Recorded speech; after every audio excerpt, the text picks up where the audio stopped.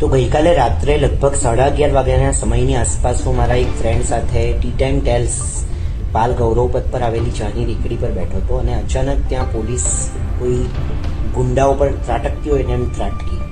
હા, હું એમ નથી કહેતો કે એ લોકો એમને માર્યું હોય કે એમને કંઈ હાર્મ કર્યું હોય, પણ ત્રાટક્યા એવી રીતે જાણે ત્યાં ચાની રેકડી નહીં પણ દારૂનો અડ્ડો હોય.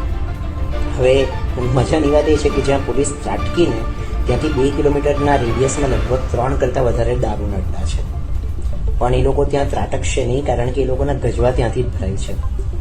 મારા હિસાબે આ જ પોલીસ કોમ્યુનિટી છે કે જે લોકો પેલા હેલ્મેટ માટે પકડે, 500 રૂપિયાનો દંડ માગે અને પછી 100 રૂપિયામાં સેટલમેન્ટ કરી દે, અને અમુક લોકો તો એટલા નીચે ઉતરી જાય કે 50માં એ માંગી જાય. આ એ પોલીસની કોમ્યુનિટી છે.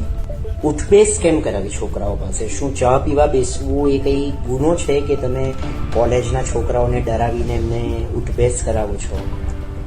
કે પછી પેલી વર્ષો પહેલાં કંઈક ચોકમાં ત્યાંના મુસલમાન ચાવાળાઓએ ભેગા થઈને તમારી પાસે ઉઠબેસ કરાવી હતી, એનો ગુસ્સો તમે અમારા પર વાળી રહ્યા છો?